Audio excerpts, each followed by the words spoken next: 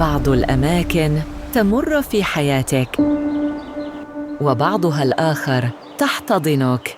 هواء نقي ومساحة تتنفس معك. هنا الإيقاع أهدأ، تنسجم مع الطبيعة، تتمتع بالرفاهية، تعيش الحياة بكل لحظاتها. جزيرة الجبيل أبو ظبي، مساحة للنمو.